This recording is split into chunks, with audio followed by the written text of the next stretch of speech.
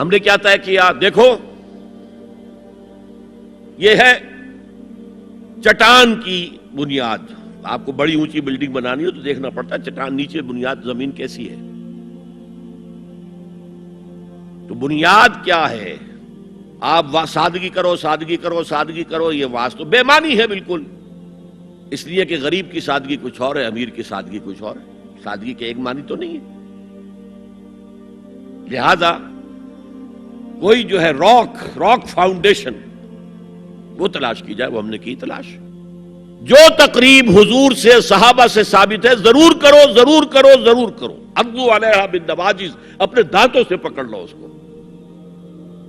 اور جو تقریب ثابت نہیں حضور سے اور صحابہ سے، یقیناً یہ کہیں باہر سے آئی ہے.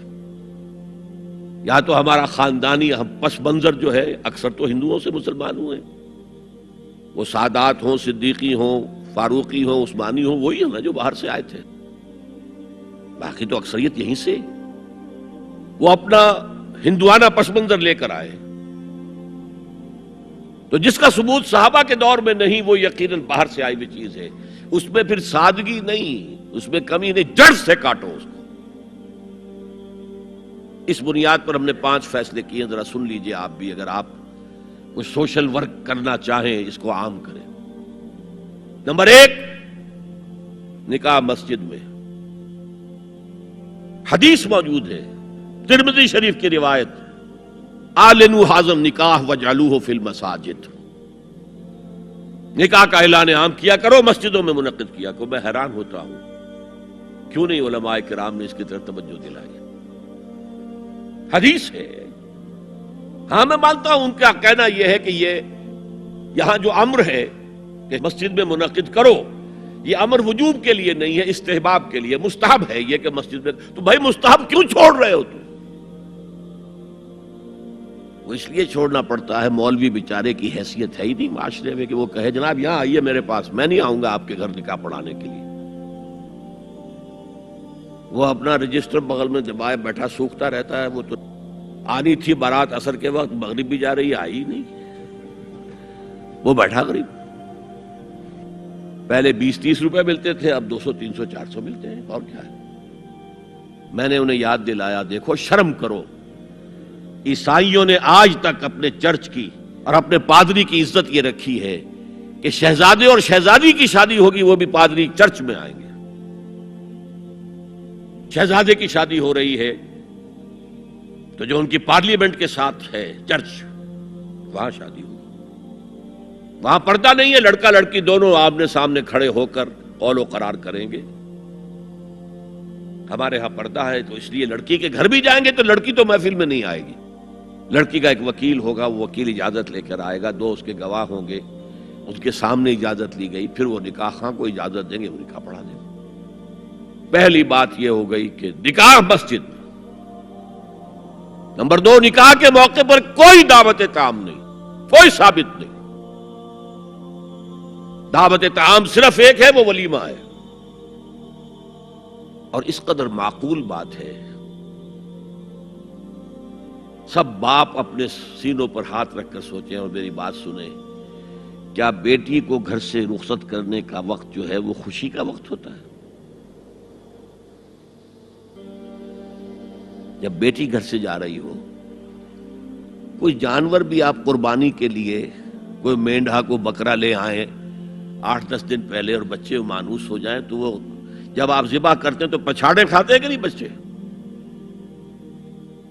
اور یہ لخت جگر ہے، نور چشم ہے، 18-20-22 برس گھر میں رہی ہے، وہ جا رہی ہے. خوشی نہیں ہے وہاں، صرف یہ ہوتا ہے اے سائی آف ریلیف کہ ایک ذمہ داری کا بوجھ تھا، اللہ نے آج پورا کرا دیا، اتروا دیا بوجھ. پھر بھی اندیشہ ہوتا ہے، پتہ نہیں مزاج ملے نہ ملے، نئے ماحول میں جا رہی ہے، وہاں جا کر ایڈجسٹ ہو یا نہ ہو، اندیشے پھر بھی ہوتے ہیں ذہن کے. تو ان سے مرغ پلاؤ کھانا اور متنجن کھانا وہ معقول بات نہیں ہے. معقول بات کیا ہے؟ لڑکا، اس کا گھر آباد ہوا ہے، وہ ولیمہ کرے، اس پر باقاعدہ حدیث اولبو ولو بشاۃ، ولیمہ ضرور کرو چاہے ایک ہی بکری ہو تمہارے پاس. ذبح کرو، کاٹو، کھلاؤ گوشت اپنے دوستوں کو، احباب کو. یہاں تک کہا کہ بے طعام الولیمہ، برا کھانا ہے ولیمے کا کہ اس میں غریبوں کو نہیں بلایا جاتا. ظاہر بات ہے مسلی کھلانے کے لیے تو ولیمہ نہیں ہوتا، اپنے احباب کو، دوستوں کو بلایا جاتا ہے. پھر بھی میں تم سے کہتا ہوں کہ جسے ولیمے کے لیے بلایا جائے وہ اگر نہیں جائے گا تو اللہ اور اس کے رسول کے حکم کی نافرمانی کرے.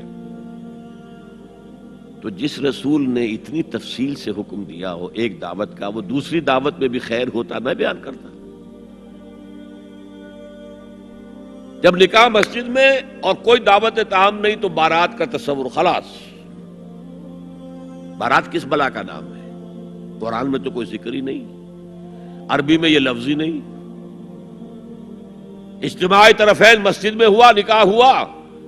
لڑکی کو، حضرت فاطمہ کو رضی اللہ تعالی عنہا، کچھ خواتین جا کر چھوڑ آئی تھی اس حجرے میں جو ایک انصاری صحابی نے حضرت علی کو دیا تھا. ان کا تو کوئی گھر بھی نہیں تھا. کوئی حضرت علی آئے ہوں اور آ کر وداع کرا کے لے کے گئے ہوں، کچھ بھی نہیں. چوتھی چیز، جہیز کا کوئی تصور اسلام میں نہیں. خالص ہندوانہ رسم، خالص ہندوانہ رسم، خالص ہندوانہ رسم. ہندوؤں میں کیوں ہے؟ وہ اس لیے ہے، معقول بات ہے کہ لڑکی کا وراثت میں کوئی حصہ ہے ہی نہیں. وہ تو جب گھر سے نکل رہی ہے کچھ دے دلا کے رخصت کر دو. دان دہیج یہ خیرات ہے، لڑکی کا حق کوئی نہیں ہے گھر پر. اسلام میں تو لڑکی وارث ہے. والد فوت ہوں گے وراثت تقسیم ہوگی، والدہ فوت ہوگی کوئی ان کی ہے ملکیت وہ تقسیم ہوگی. شادی کے موقع پر کوئی جہیز اسلام میں نہیں، قطعاً نہیں. غلطی سے حضرت فاطمہ کے جہیز کو جہیز کہہ دیا گیا. وہ جہیز کیا تھا؟ ایک پیسہ بھی حضور کے اپنی جیب سے نہیں تھا. اس شادی میں خاص بات کیا تھی کہ دولہا کے ولی بھی حضور ہی ہے. اور کون ہے؟ علی کا کون تھا مدینے میں؟ اور دلہن کے والد بھی حضور ہیں. اب حضور پوچھتے ہیں حضرت علی سے، تمہارے پاس مہر دینے کے لیے کچھ ہے؟ عرض کیا میرے پاس تو کچھ نہیں ہے. وہ فقراء صحابہ میں سے تھے. فرمایا مہر تو دینا ہے. تمہارے پاس ایک زرہ ہوتی تھی؟ جی ہاں زرہ تو ہے. انہوں نے یہ سمجھا زرہ تو جہاد کے لیے ہے، کوئی وہ دولت تو نہیں ہے. فرمایا جاؤ اسے بیچو یا گروی رکھ کے قرض لے کر آؤ. وہ گئے، حضرت عثمان نے خرید لی اور کچھ دنوں کے بعد واپس کر دی ہدیتاً. یہ زرہ میں ہدیہ آپ کو کر رہا ہوں. اس وقت اگر کہتے چھوڑو علی، کہاں لو میں پیسے دے دیتا ہوں تمہیں، تو ان کی طبیعت پر بار ہوتا.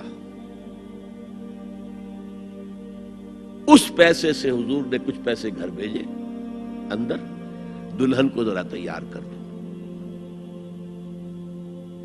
اور کچھ پیسوں سے وہ ایک گدا جس میں کھجور کی کھال بھری ہوئی تھی اور 2 تکیے جس میں کھجور کی کھال بھری ہوئی تھی، ایک مشکیزہ، کنویں سے پانی تو لانا ہی ہے نا، ایک چکی، جو ہو یا گیہوں ہو پیسنا تو ہے نا، کوئی 1-2 برتن اور. اللہ اللہ خیر صلی اللہ. یہ تھا جسے جہیز کہتے ہیں، جس میں ایک پیسہ بھی حضور کا شامل نہیں ہے. وہ حضرت فاطمہ کا مہر تھا جسے بنایا گیا. ورنہ مدینے ہی میں دوسری آپ کی صاحبزادی کا نکاح حضرت عثمان سے بھی ہوا. کہیں ذکر ہے جہیز کا؟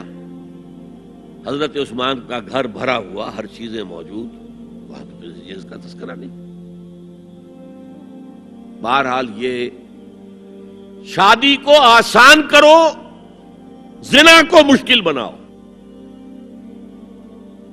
یہاں شادی کے لیے 9 من تیل ہوگا تو رادھا ناچے گی، ورنہ یہ کہ بڑی ہو رہی ہے، عمر ہو رہی ہے، سب کچھ ہو رہا ہے، لیکن کچھ تقاضے تو ہے نا، آخر کچھ تو کرنا ہوتا ہے نا. آخر کچھ نہ کچھ لوگوں کو تو کھانا کھلانا ہی ہوتا ہے نا. بارات تو آخر آئے گی ہی نا، کچھ نہ کچھ تو دینا ہی ہوگا. کچھ جوڑے کپڑے، کچھ یہ. اسلام کا فلسفہ جو میں نے 4-5 باتیں آپ کو بتا، فلسفہ یہ ہے کہ لڑکی کے باپ پر ایک پیسے کا بوجھ نہیں. اس نے لڑکی پال پوس کے تمہارے حوالے کر دیا، اب اور کیا چاہتے ہو تم؟ سارا مرد آزماں، مرد آفرین، مرد کو چیلنج دیا ہے، تم مرد ہو.